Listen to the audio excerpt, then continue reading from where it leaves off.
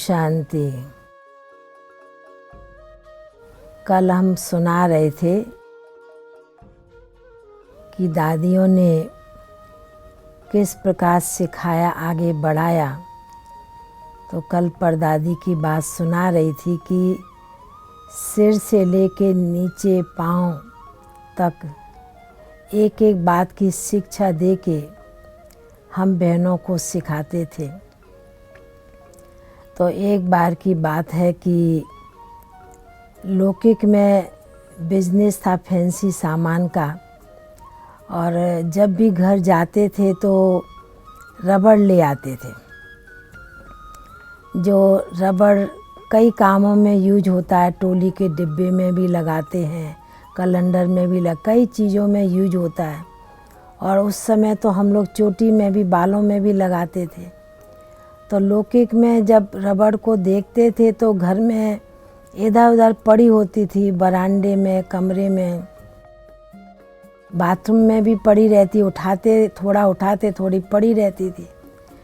तो कलकत्ते में भी इसी प्रकार परदादी का कमरा अंदर था और बीच में किचन, उसके बाद में परदादी अपनी ऑफिस में जाती थी। तो कई दिनों से परदादी ध्यान रख रही होगी, रबड़ बहुत वेस्टेज करते हैं, पर हमने इतना ध्यान नहीं दिया, नहीं देते थे, क्योंकि उस समय उस एक रबड़ की भी वैल्यू 1 रुपया क्या 1 पैसा भी नहीं थी।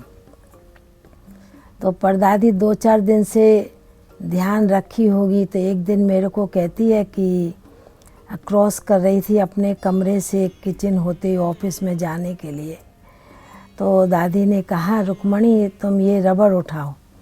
तो मैंने मन में सोचा 1 पाई भी इसका कीमत नहीं, और दीदी कहती रबड़ उठाओ।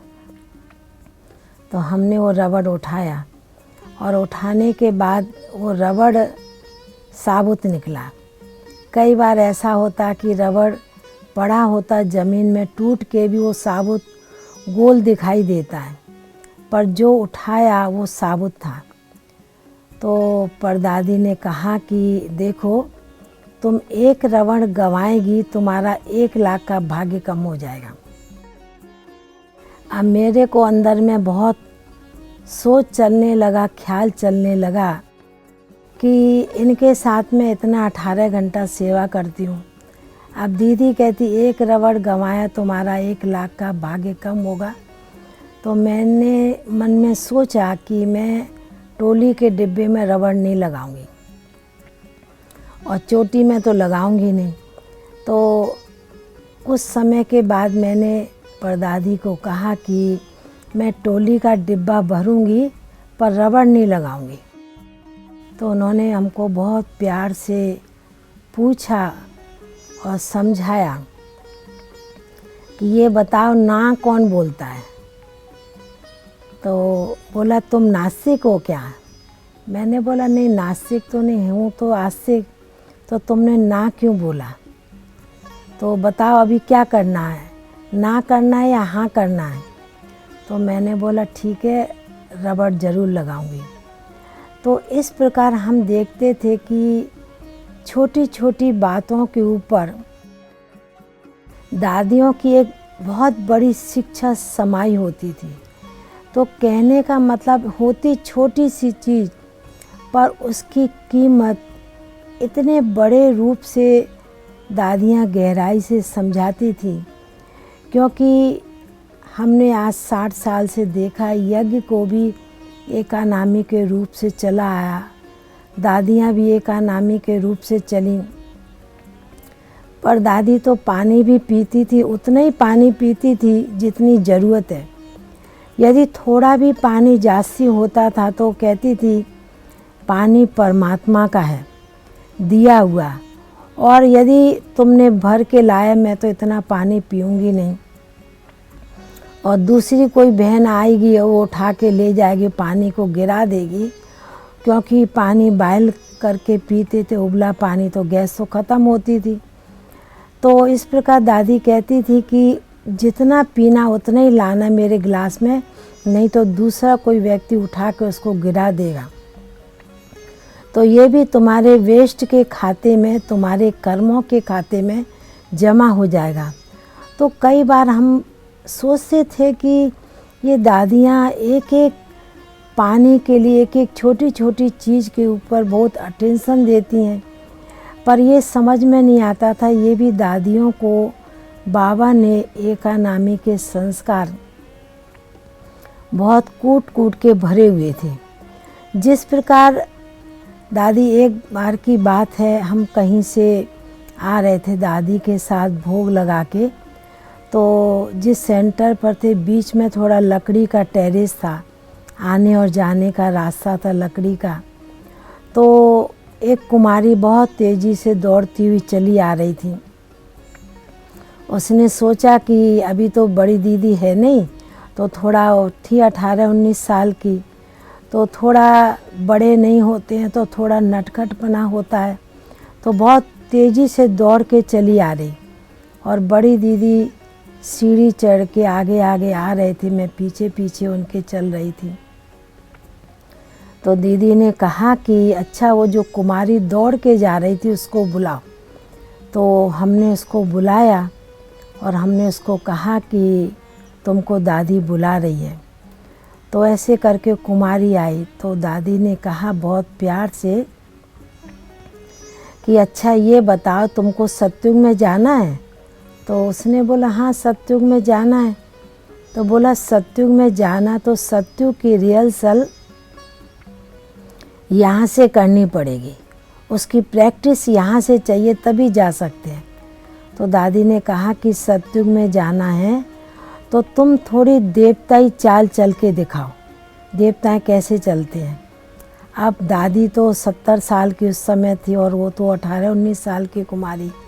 दादी ने बोला नहीं कोई बात नहीं, एक कदम चलो, क्योंकि प्रैक्टिस रिहर्सल यहाँ से होनी है।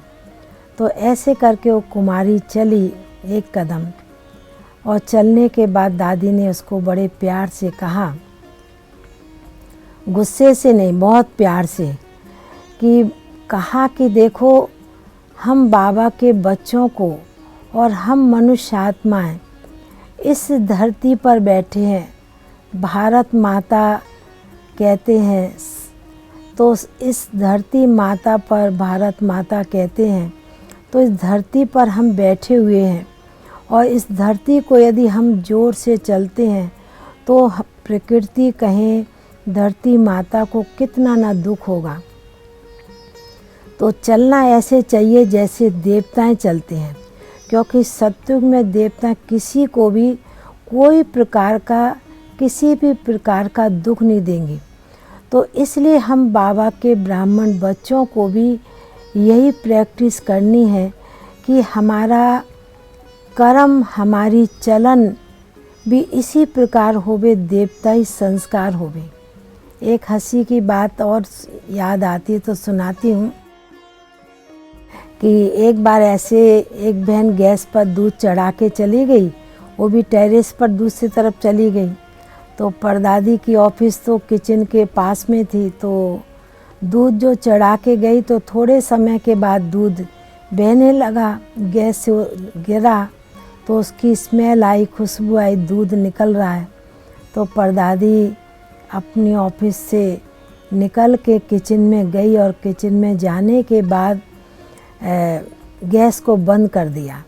अब वो बहन ने दूर से देखा दीदी किचन में, बड़ी दीदी किचन में गई है। वो जब दौड़ती हुई बहन आई और उसने बड़ी दीदी को प्यार से कहा, दीदी मुझसे सॉरी, मुझसे भूल हो गई। तो परदादी ने बड़े प्यार से कहा कि तुमको साड़ी और चाहिए? उसने बोला सॉरी मुझसे भूल हो गई। तो दादी ने उसको बोला तुमको साड़ी और चाहिए? तो बहुत प्यार से उस समय उस बहन को भी शिक्षा दी कि कोई बात नहीं, क्योंकि हमें सतयुग में जाना है और सतयुग में घी दूध की नदियाँ बहनी हैं, तो तुमने उसकी रिहर्सल यहीं कर ली, कोई बात नहीं है। तो हम देखते थे कि समय के अनुसार यदि आज के समय भी कोई बच्चे जाने अनजाने भी भूल करते तो थोड़ा माँ बाप आँख दिखाएंगे, बोलेंगे, पर हमने देखा परदादी हमें बहुत प्यार से उस बात को शिक्षा के रूप में उस बात को वहीं समझाने दे के उस बात को समाप्त कर देती थी। ये है दादियों की और बाबा की विशेषता, जो हमारे अपने कर्मों के ऊपर देवताई कर्म सिखाने के ये दादियों में विशेष एक बहुत बड़ी विशेषता थी। ओम शांति।